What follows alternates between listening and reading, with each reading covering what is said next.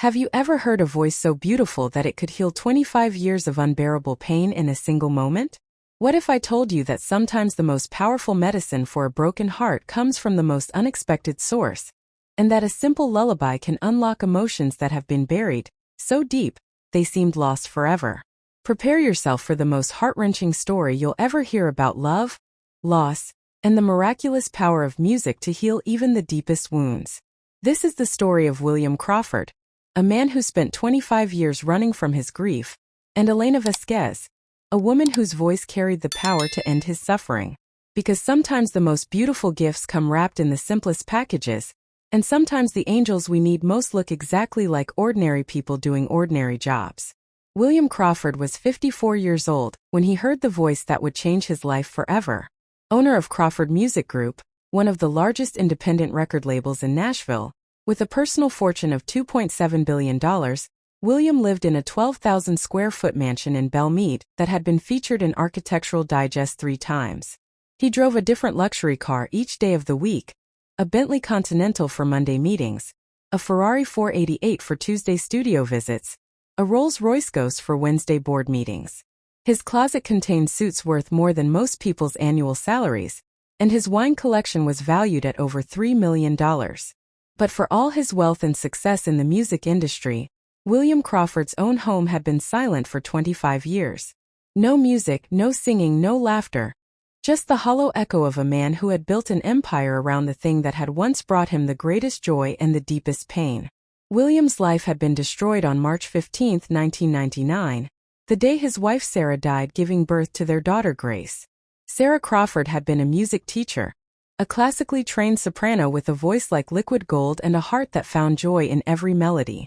She had filled their home with music, singing while she cooked, humming while she gardened, playing piano every evening after dinner. The last song Sarah ever sang was Cielito Lindo, a Mexican lullaby she had been learning as part of a multicultural music project for the baby. She sang it to William in the hospital as labor pains began, wanting their daughter to be born surrounded by the music of many cultures. "Promise me," she had whispered as complications arose.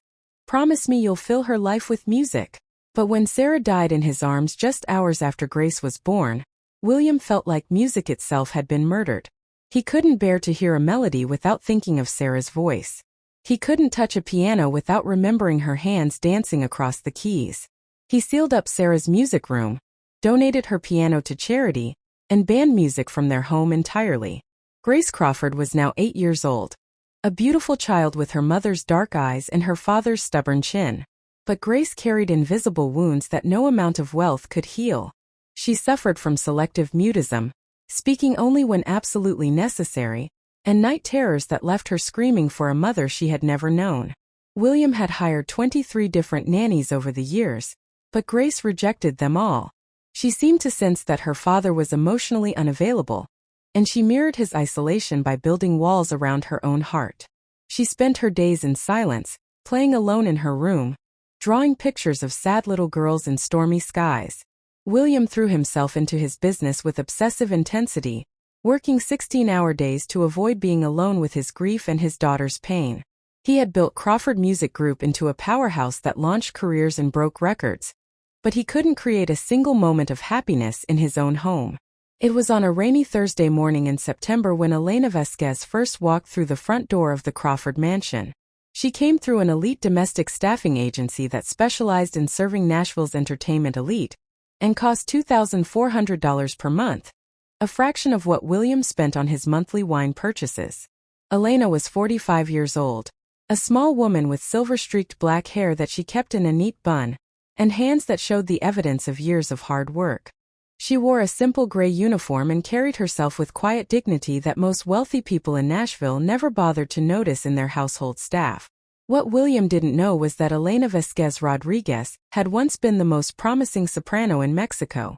She had studied at the National Conservatory of Music in Mexico City, performed with the National Opera Company, and been featured in Vogue Mexico as the voice that will define a generation. But Elena's life had been shattered 5 years earlier when her 6-year-old daughter Gracia was kidnapped and murdered by drug cartel members seeking revenge against her husband Miguel, an investigative journalist who had exposed their corruption. The trauma destroyed her marriage, ended her career, and left her unable to sing publicly without experiencing panic attacks. She fled to the United States with nothing but grief and determination, working as a housekeeper to survive while sending money back to care for her elderly mother in Guadalajara. Every dollar she earned cleaning toilets and washing floors was carefully budgeted, half for her own survival, half for her family's support. Elena had worked for wealthy families in Nashville for 3 years, always professional, always invisible, always grateful for work that allowed her to stay in the country legally. She had learned to endure condescension, cultural insensitivity, and being treated like furniture. But nothing had prepared her for the profound sadness that permeated the Crawford house. On her first day, Elena immediately sensed that this was a home where music had once lived and died. She noticed the outline on the living room wall where a piano had obviously stood for years. She saw the locked door that led to what the housekeeper handbook described as Mrs. Crawford's former music room. Do not enter. Most telling was Grace herself. Elena had worked in homes with difficult children before, but Grace wasn't difficult, she was heartbroken.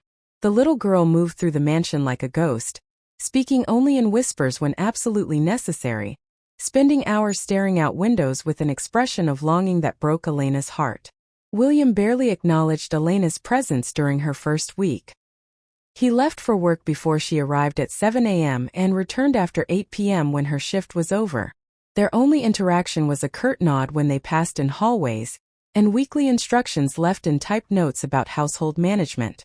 But Elena watched him during those brief encounters and recognized something familiar in his eyes, the hollow look of someone who had lost everything that mattered and was simply going through the motions of living. She had seen that same look in her own mirror for years. Elena's breakthrough with Grace came during her second week, on a day when Nashville was hit by an unexpected thunderstorm. Grace was terrified of storms, associating them with the nightmares that plagued her sleep. She had hidden in her bedroom closet, crying silently, while the current nanny dealt with an emergency phone call downstairs. Elena found Grace curled up among her clothes, shaking with fear, and something maternal awakened in her chest. Without thinking, she began singing softly in Spanish, Cielito Lindo, the same lullaby her own mother had sung to calm her childhood fears. Cielito Lindo de la Sierra Morena, Beja Negros Ojitos Contrabando. Elena's voice was like warm honey, pure and powerful despite being barely above a whisper. Grace stopped crying immediately, looking at Elena with wonder and confusion. For the first time in months, Grace spoke voluntarily. "That's pretty," she whispered. "What does it mean?" Elena's heart raced. This was the first time Grace had initiated conversation with any household staff member. "It means beautiful little sky," Elena said gently. "It's a song about how beautiful things come after storms. My mama used to sing it to me when I was scared." Grace nodded solemnly. "My mama died when I was born. I don't remember any songs." Elena felt tears forming in her eyes. "Would you like me to teach you this song? Then you'll have a mama song to remember." Grace nodded eagerly, and for the next hour, Elena taught her the melody and simple Spanish words, watching as the little girl's face brightened for the first time since Elena had met her. What they didn't know was that William had returned early from a canceled meeting and was in his home office directly below Grace's room. The house's intercom system, installed for security purposes, carried Elena's voice throughout the mansion. When William heard Cielito Lindo floating through his speakers, he thought he was losing his mind. That was Sarah's song, the last song she had sung, the lullaby she had been learning for their baby. How could a Mexican housekeeper possibly know this obscure melody that Sarah had discovered in a multicultural music textbook? William sat frozen in his chair as Elena's voice filled his office with the same notes that Sarah had hummed during her pregnancy. The pain was so intense that he couldn't breathe. But underneath the agony was something else. A memory of beauty. A reminder of why he had once loved music enough to build his entire life around it. For the first time in 25 years, William Crawford cried. Not the angry tears of early grief, but the deep, cleansing sobs of a man finally allowing himself to feel what he had buried for decades. Elena's voice was different from Sarah's, richer, more technically perfect, carrying the weight of her own losses, but it carried the same power to heal that music had always possessed. When Elena finished the song, William heard Grace ask, "Elena, will you sing that every day?"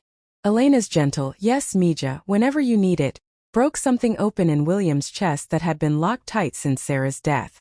That evening, William waited for Elena in the kitchen after Grace was asleep.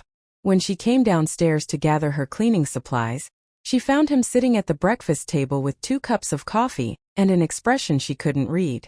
"Elena," he said quietly, "we need to talk. Please sit down." Elena sat nervously, wondering if she was about to be fired for singing during work hours. "That song you were singing to Grace today, Cielito Lindo. Where did you learn it?" Elena was confused by the intensity in his voice. "It's a traditional Mexican lullaby, Mr. Crawford. My mother sang it to me, I sang it to my daughter. It's very common in my culture." William's hands were shaking slightly. "Your daughter?" "I had a daughter named Gracia," Elena said softly. "She would be Grace's age now if she were still alive. She was killed 5 years ago in Mexico." William stared at her. "Elena, I need to tell you something that's going to sound impossible, but I need you to understand why hearing you sing that song affected me so deeply. My wife Sarah learned Cielito Lindo while she was pregnant with Grace. It was the last song she ever sang. She sang it to me in the hospital while she was in labor.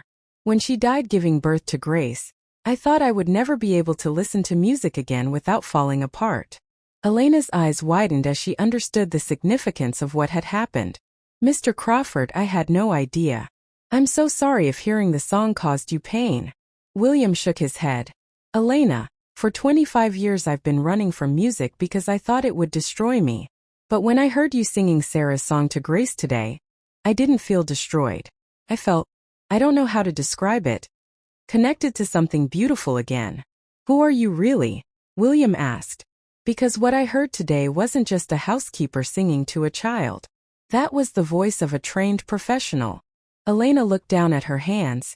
"Mr. Crawford, I don't think you would believe me if I told you." "Try me," William said gently. Elena took a deep breath. "My full name is Elena Vasquez Rodriguez. Until 5 years ago, I was the principal soprano for the National Opera Company of Mexico. I performed at Lincoln Center, La Scala, and the Sydney Opera House. Vogue Mexico called me the voice that will define a generation." William stared at her in complete shock. "You're an internationally renowned opera singer? Then why are you?" Elena's voice broke slightly. "Working as a housekeeper? Because when my daughter was murdered, I lost the ability to perform. Every time I tried to sing professionally, I would have panic attacks thinking about Gracia. I came to America with nothing, Mr. Crawford. No money, no connections, no legal right to work in my profession. Cleaning houses was the only job I could get that provided a work visa and enough money to survive while supporting my mother back home." William was speechless. Here was one of the world's great voices, scrubbing his floors for $2,400 a month because life had dealt her an impossible hand. "Elena, I don't know what to say. You're overqualified for this job by about 1,000,000%. Elena smiled sadly. "Qualification doesn't matter when you're just trying to survive, Mr. Crawford. But I want you to know something. Taking care of Grace has been healing for me too. She reminds me so much of my Gracia. And seeing her respond to music today made me feel like maybe I could sing again someday." William looked at this remarkable woman and felt something shift in his chest. Not just gratitude but recognition.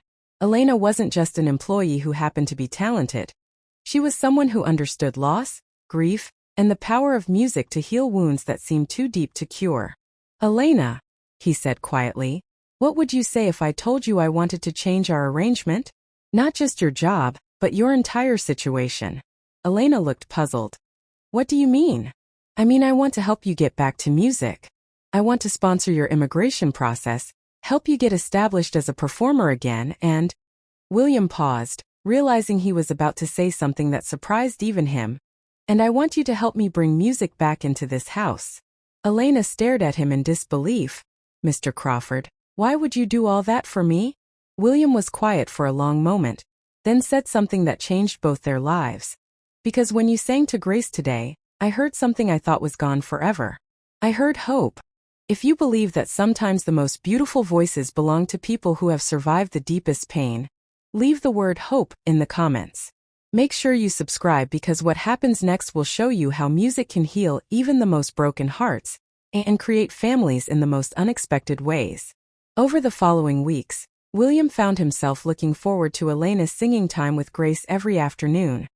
He would position himself in his office, ostensibly working but actually listening as Elena taught Grace traditional lullabies from different cultures, simple folk songs, and eventually more complex melodies. Grace was blossoming in ways that amazed everyone who knew her. She was speaking more, smiling regularly, and most importantly, sleeping through the night without the terrifying dreams that had plagued her for years. Music was unlocking something in Grace that no amount of therapy or medication had been able to reach.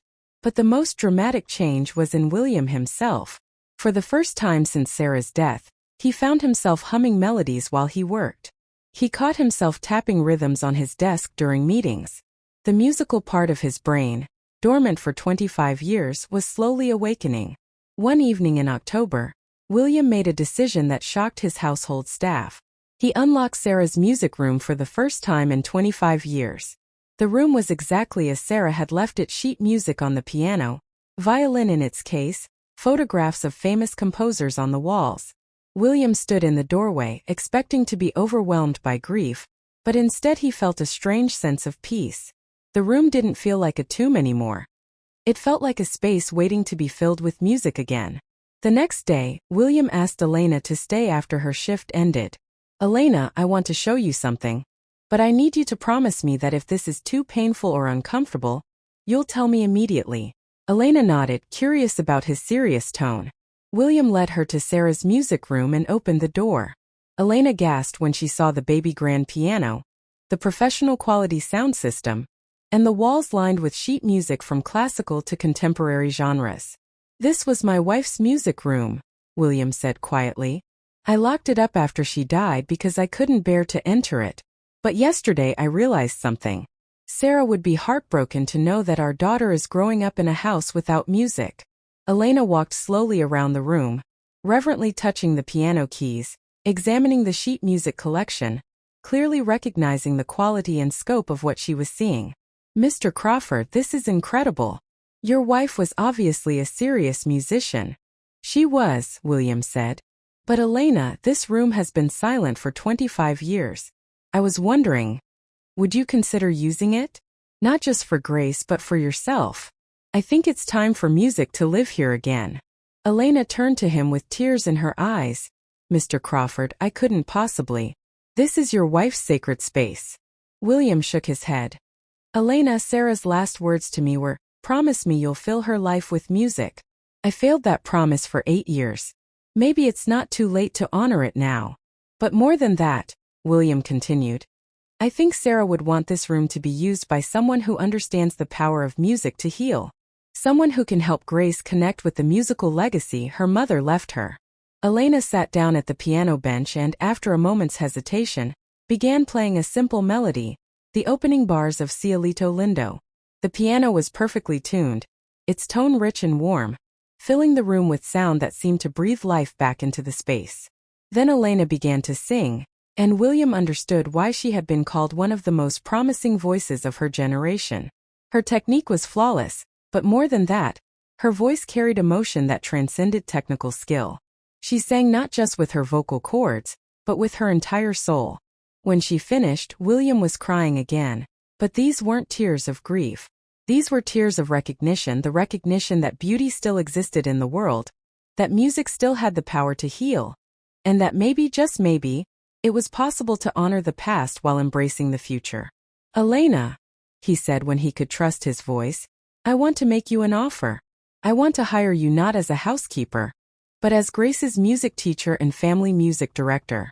I'll pay you $15,000 per month, provide full immigration sponsorship, and help you restart your performance career whenever you're ready." Elena stared at him in shock. "Mr. Crawford, that's incredibly generous, but why? Why would you do all this for someone you barely know?" William looked around Sarah's music room, then back at Elena. "Because 3 months ago, my daughter was a silent, broken little girl and I was a man slowly dying inside from 25 years of unprocessed grief. Today, Grace is singing lullabies and I'm standing in this room without falling apart. You didn't just bring music back into our house, Elena. You brought hope back into our lives. And I think maybe Sarah sent you to us." Elena was quiet for a long moment, then said something that surprised them both. "Mr. Crawford, there's something you should know. When I first met Grace, I was struck by how much she reminded me of my Gracia. Same age, same serious expression, same deep sadness in her eyes. But yesterday, when I was teaching her Cielito Lindo, she said something that made me realize this connection isn't coincidence. She said, 'Elena, I think my mama in heaven and your little girl in heaven are friends, and they wanted us to find each other.'" William felt chills run down his spine. An 8-year-old said that? Elena nodded. Children sometimes understand things that adults can't see. "And Mr. Crawford, I think Grace is right. I think our daughters brought us together so we could help heal each other." That night, William called his lawyers and immigration specialists to begin the process of sponsoring Elena's permanent residency and eventual citizenship. He also called his business manager to establish a fund for Elena's performance career restart, complete with coaching, accompaniment, and booking support. But most importantly, he called Grace into Sarah's music room and told her that Elena would be her official music teacher, and that they were going to fill their house with the songs her mother had always wanted her to learn. Grace's reaction was everything William had hoped for and more. She clapped her hands with joy, ran to the piano bench beside Elena and said, "Can we sing the song that Mama Sarah learned for me? The one about the beautiful sky." As Elena and Grace sang Cielito Lindo together in Sarah's music room, William felt 25 years of grief begin to transform into something else, not forgetting Sarah, but honoring her memory by creating the musical legacy she had dreamed of for their daughter. The transformation of the Crawford household over the following months was remarkable. Grace thrived under Elena's musical instruction, learning not just songs but the cultural stories behind them. She discovered that music was a universal language that connected people across all boundaries. Elena, meanwhile, began to heal from her own trauma as she watched Grace bloom through music. Working with a child who reminded her so much of her lost Gracia was initially painful, but gradually became therapeutic. She was giving Grace the musical education she would have given her own daughter. William started joining their daily music sessions, first just listening, then eventually participating.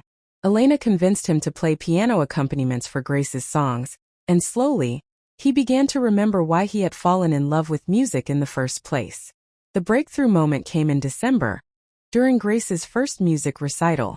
Elena had been working with Grace for 3 months, and they had planned a small performance for William and the household staff, just a simple presentation of the multicultural lullabies Grace had learned.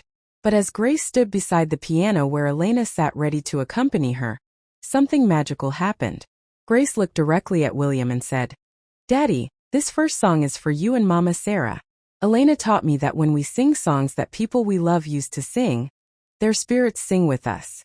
Grace began singing Cielito Lindo in Spanish, then seamlessly transitioned to English lyrics that Elena had helped her create.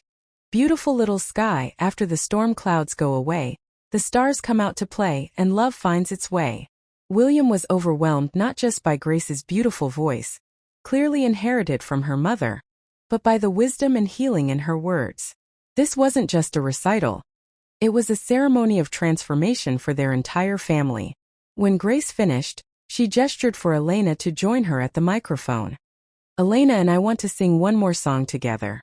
It's a new song that Elena wrote about families that find each other after losing other families." Elena had indeed composed a piece specifically for this moment. A song about how love doesn't diminish when shared, how music can bridge any distance, and how sometimes the people we need most come into our lives when we least expect them. As Elena and Grace sang together, their voices blending in perfect harmony, William realized that he was witnessing the creation of something beautiful and new, not a replacement for what he had lost with Sarah, but an addition to his life that honored her memory while embracing future possibilities. After the recital, as they were cleaning up Sarah's music room, Grace made an observation that stopped both adults in their tracks. "Elena," she said, "I think I understand now why Mama Sarah learned Cielito Lindo. She knew that someday you would come to teach it to me, and it would help Daddy stop being so sad." Elena and William exchanged a look of amazement. How could an 8-year-old have such profound insight into the connections that had brought them together? That night, after Grace was asleep, William and Elena sat in Sarah's music room talking about the extraordinary changes in their lives. "Elena," William said, "I need to tell you something. Somewhere in the past few months, my feelings for you have become more than gratitude or professional respect." Elena looked at him seriously. "William, I felt it too. But I need you to know that I would never want to replace Sarah's memory or take away from what you shared with her." William shook his head. "Elena, what I'm feeling isn't about replacing Sarah. It's about recognizing that it's possible to honor the love I had for her, while opening my heart to the love I'm developing for you.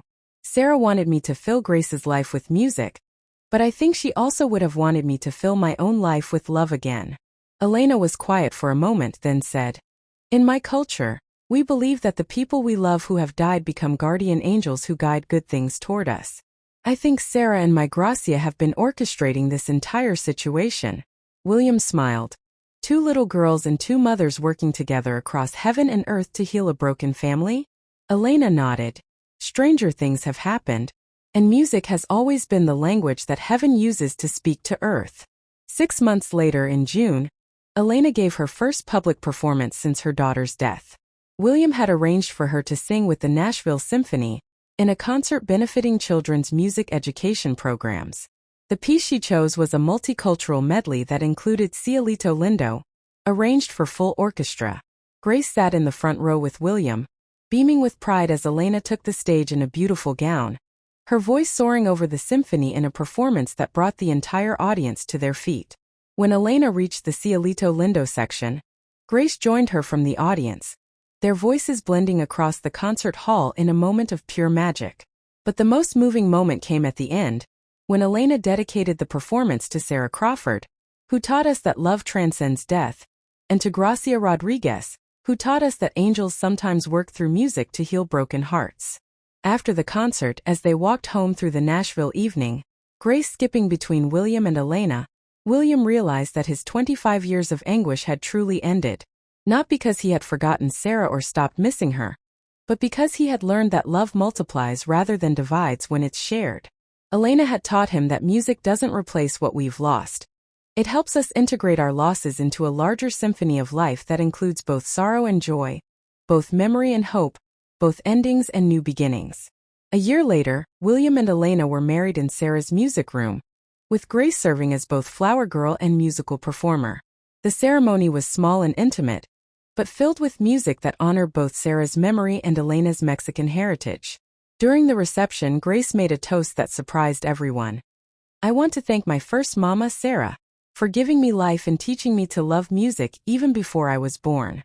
I want to thank my second mama, Elena, for bringing music back to our house and teaching me that families can grow in beautiful ways. And I want to thank my daddy for learning that being sad about losing someone doesn't mean you can't be happy about finding someone new. I think all our angels are proud of us today." The Crawford family had discovered that healing doesn't mean forgetting, that music is indeed the universal language of love, and that sometimes the most beautiful songs are written by life itself when we're brave enough to keep our hearts open to new melodies. 2 years after their wedding, Elena was performing regularly with major symphony orchestras, while also running a music therapy program for grieving children at Nashville Children's Hospital. Grace was developing into a remarkable young musician herself, fluent in multiple musical styles and languages. William had learned to balance his business empire with family life, never again missing the daily music sessions that had become the heartbeat of their home. Sarah's music room was now alive with constant activity lessons, practice sessions, and impromptu concerts that filled the house with joy.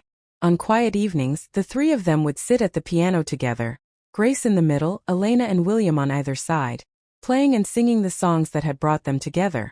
Cielito Lindo remained their special family song, but their repertoire had expanded to include music from every culture, every genre, and every emotion of the human experience. Grace had been right, their angels were proud. Sarah and Gracia had somehow orchestrated a miracle of healing that proved love never truly dies. It just finds new ways to express itself through the people who remain. And in Nashville, a city built on music's power to tell stories and heal hearts, the Crawford family had become living proof that sometimes the most beautiful songs emerge from the deepest pain, and that music really can end 25 years of anguish with a single perfect note.